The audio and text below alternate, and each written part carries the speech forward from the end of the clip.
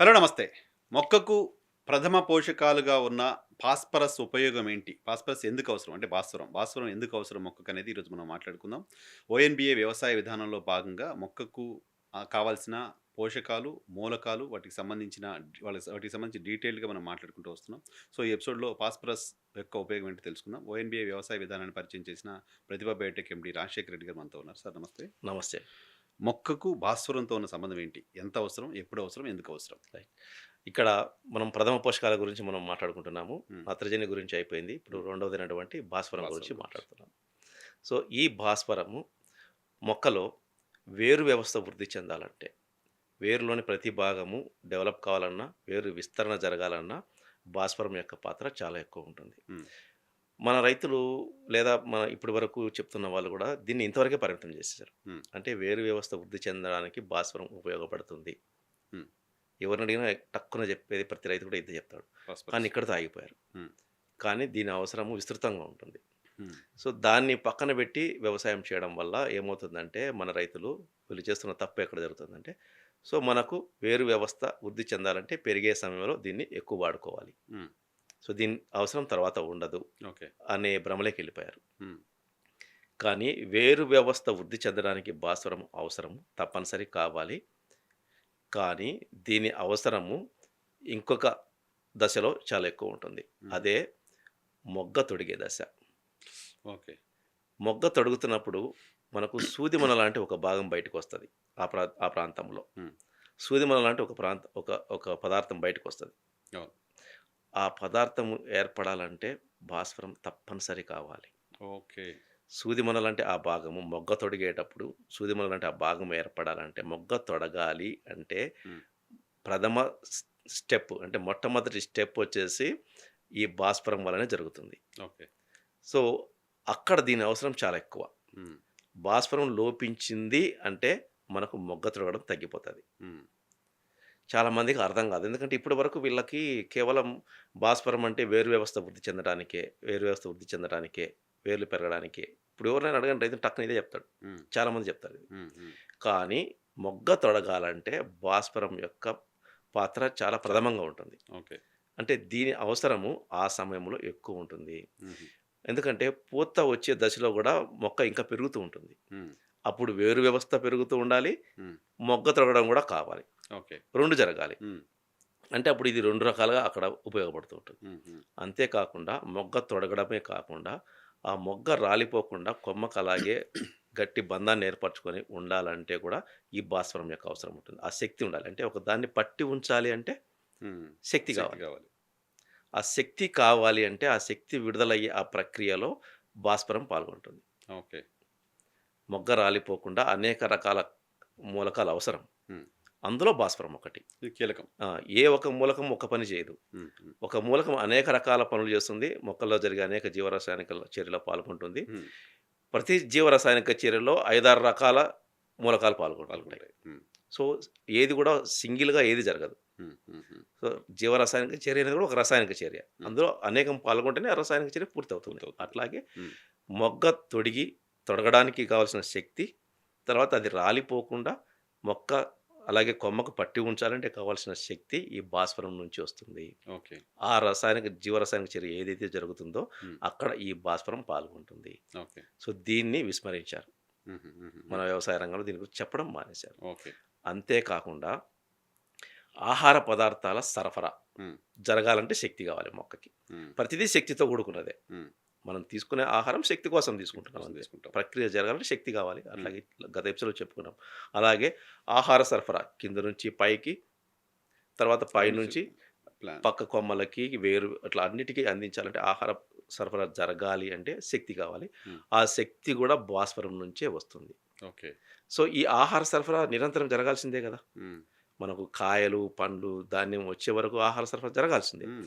అంటే నిరంతరము ఈ భాస్వరము మొక్కలో ఉండాల్సిందే. దాని అవసరం ఉంది. హ్మ్.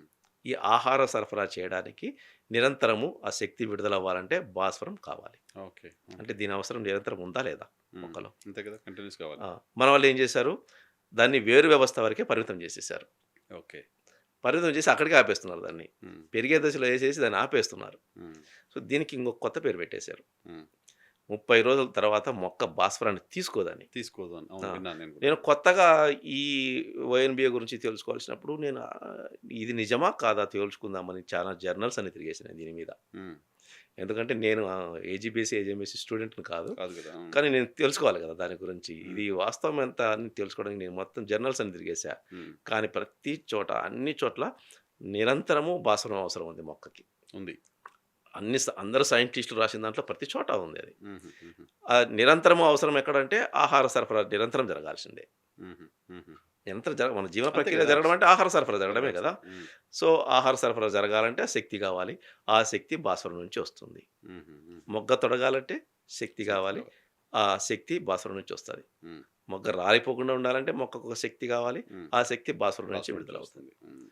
వేరు వ్యవస్థ విస్తృతంగా పెరగాలంటే శక్తి మొక్కకు ఓ కావాలి. శక్తి కావాలి.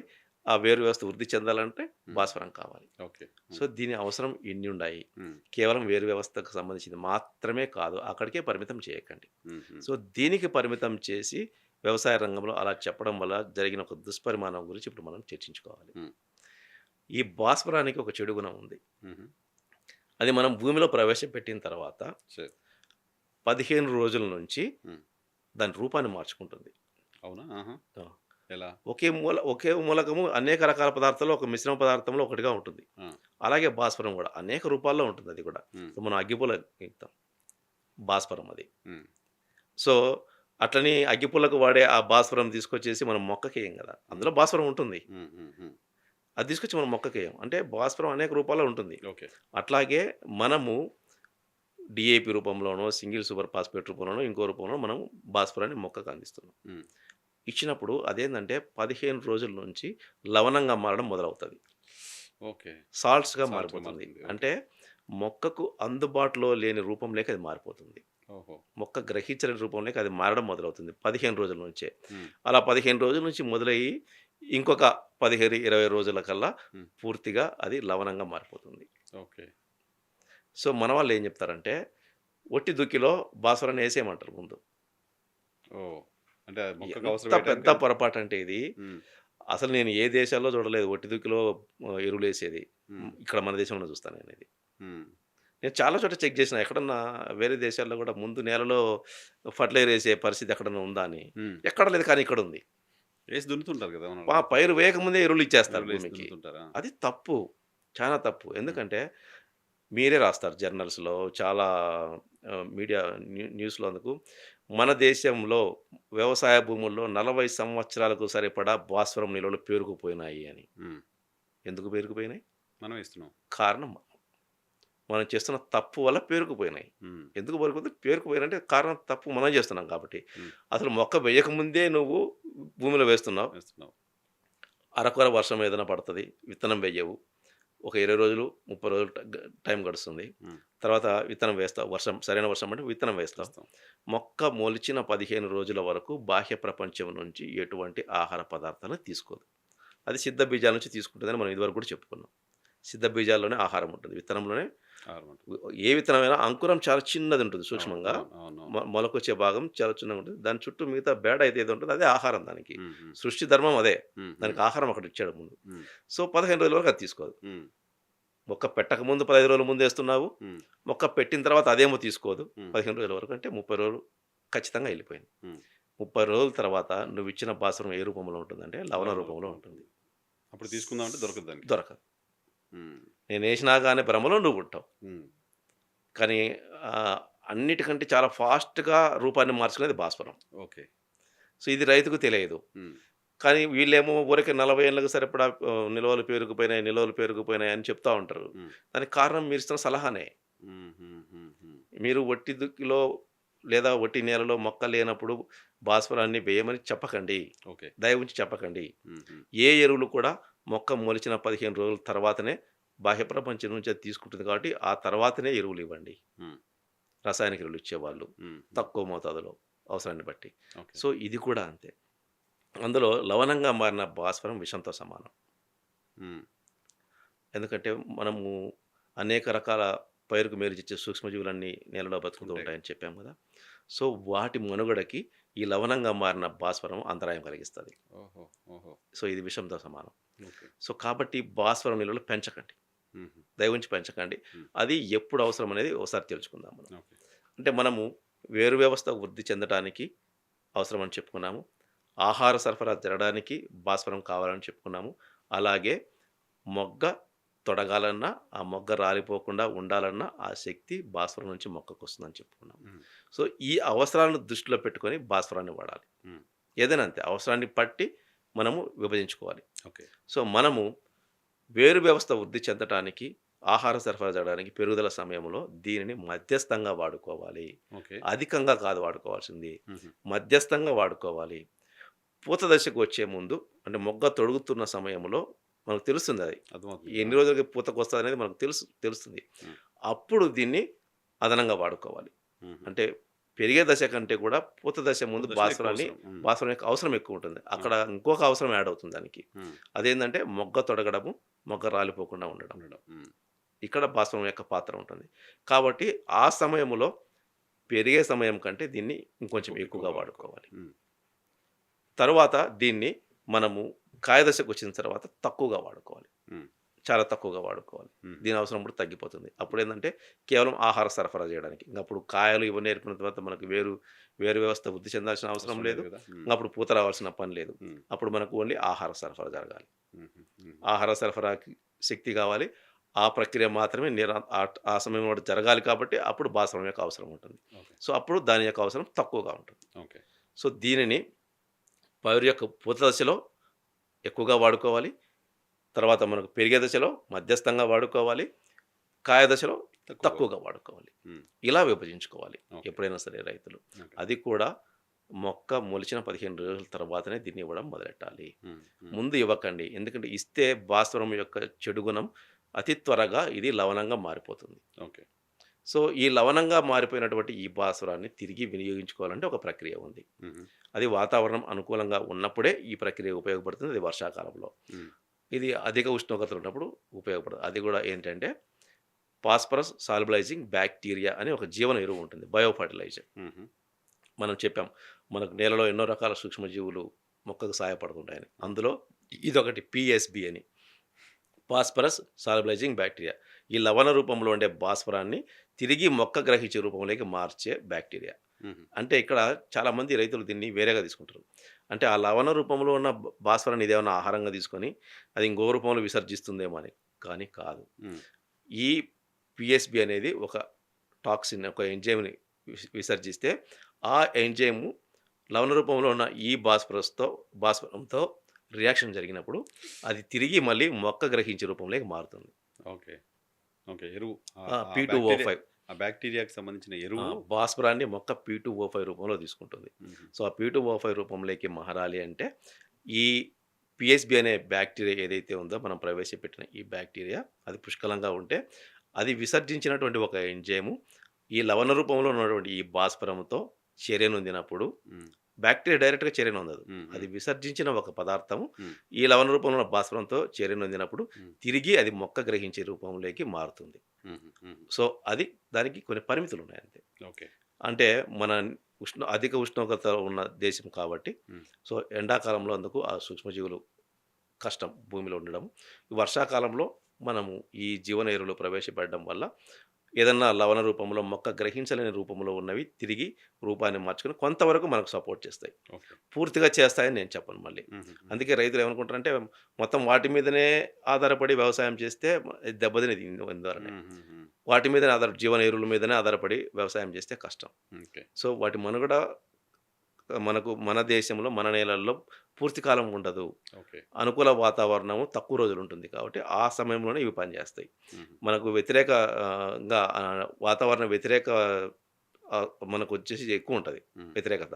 రైతులకి. అధిక ఉష్ణోగ్రతలు ఇవన్నీ మనకు 45, 47 డిగ్రీలకెళ్తాయి కాబట్టి, ఆ సమయంలో అవన్నీ ఉండవు. చనిపోతాయి భూమిలో. అవును. మనం వేసవిలో ఉపయోగం లేదు కదా! లోతుకి దున్ని భూమిని బయటకేసి ఇవన్నీ చేస్తాం కాబట్టి ఉండవు. వాటి పరిమితులు ఉంటాయి. హ్మ్. ఆ పరిమితికి లోబడి అవి పనిచేస్తాయి. కాబట్టి పూర్తిగా మనం వాటి మీద ఆధారపడాల్సిన పని లేదు. కానీ హ్మ్. వర్షాకాలంలో మనకు ఉష్ణోగ్రతలు తక్కువగా ఉంటాయి కాబట్టి ఈ పీఎస్‌బీని మనము సేంద్రియ ఎరువులతో కలిపి ప్రవేశపెడితే వృధాగా పడి ఉన్నటువంటి ఆ భాస్వరం యొక్క నిలువలు తిరిగి ఉపయోగంలోకి వస్తాయి. కానీ దాని పరిమితి కూడా ఉంది. కొంతవరకే. పూర్తిగా అదే చేస్తుంది అంటే జరగదది. జరగదు. ఓకే. పూర్తిగా డిపెండ్ అవ్వాల్సిన అవసరం పూర్తిగా డిపెండ్ కూడదు. కొంతవరకు మనకు సహాయపడుతుంది. ఓకే. అంటే మనము తాత్కాలికంగా అందించాల్సినటువంటి భాస్వరం యొక్క పరిమాణాన్ని తగ్గించుకోవచ్చు. ఓకే. బట్ ఇది తగ్గించుకోవడానికి ఉపయోగపడతది. సో, ఇది కూడా చాలా కీలకం. అంటే హ్మ్. ఈల్డ్ పెరగాలంటే, పూత నిలబడాలంటే, పూత రావాలంటే, ముఖ్యమైనది అది కదా! చాలా ఆక్సిజన్ మంది రైతులకి తీసుకోవాలంటే ఈ పూత ఎందుకు రాలేదన్న అర్థం కాదు. హ్మ్. ఎందుకంటే వీళ్ళు ఎప్పుడో ఒట్టి దుక్కిలో ముందే భాస్వరాన్ని ఏసి పడేసుంటారు. హ్మ్.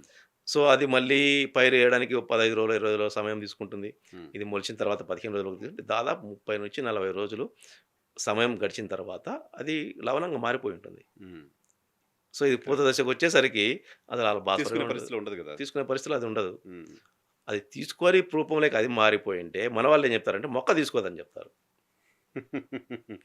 తీసుకునేలా లేదది. తీసుకునే రూపంలో అది లేదు. తినేలా లేదు కాబట్టి తినదు. 30 రోజులకల్లా అది తీసుకునే రూపంలో ఉండదు. హ్మ్. మొక్కకు అవసరం లేదు అని చెప్పడం తప్పు. హ్మ్. మొక్కకు నిరంతరం అవసరం. ఓకే. కాపోతే క్వాంటిటీ ఎక్కువ ఆ! తక్కువ. పూత దశలో దానికి ఎక్కువ అవసరము. పెరిగే దశలో మధ్యస్థంగా అవసరము. దానికి కాయ దశలో తక్కువ అవసరం ఉంటుంది. హ్మ్. ఇది భాస్వరం యొక్క అవసరాలు. ఓకే. సో, దీన్ని దృష్టిలో పెట్టుకొని రైతులు భాస్వరాన్ని హ్మ్. దశను బట్టి హ్మ్. వినియోగించండి. ఎప్పుడు ఎంత వాడాలో అంత ఓకే. ఉపయోగించండి. ఓకే. ఈ భాస్వరం లోపించిందంటే ఆకు ఊదా రంగులోకి మారుతుంది. హుహు. ఊదా రంగులోకి. సో, అంటే ఊదా రంగు అంటే మనము బూడిద. అగ్గిపెట్టె పైన ఉండే కరుకు ఇవన్నీ ఊదా రంగులో హ్మ్. ఉంటాయి. హ్మ్. హ్మ్. ఆ అవును. ఆ ఊదా రంగులోకి ఆకు మారుతుంది. హ్మ్. సో, మీ పైరులోని ఆకులు ఊదా రంగులోకి మారినాయంటే పొటాషియం భాస్వరం ఫాస్ లోపించిందని అర్థం. ఫాస్ఫరస్ తర్వాత పూత రాలిపోతుందంటే అందులో ఒక కారణం భాస్వరం లేకపోవడం అని కూడా అర్థం. ఓకే. సో, ఇవన్నీ గ్రహించండి. భాస్వరాన్ని దశను బట్టి ఎలా అందించాలో అలా అందించండి. ఇది సున్నితమైన మూలకం ఇది. హ్మ్. అవసరానికి మించి వాడినా ఎటువంటి ఉపయోగం లేదు. రాంగ్ ఎంత టైమ్‌లో అవసరమో వాడినా అంతే వాడండి. రాంగ్ టైమ్‌లో వాడినా ఉపయోగం లేదు. రాంగ్ టైమ్‌లో వాడినా ఉపయోగం లేకపోగా నష్టం అది జరుగుతుంది. లవణంగా మారి నష్టాన్ని కలిగిస్తది. కాబట్టి భాస్వరాన్ని తగు మోతాదులో హ్మ్. అవసరాన్ని బట్టి మాత్రమే వినియోగించాలి. ఓకే. ఇది రైతులు తెలుసుకోవాల్సింది. Okay. Right. Right sir. Thank you. Thank you.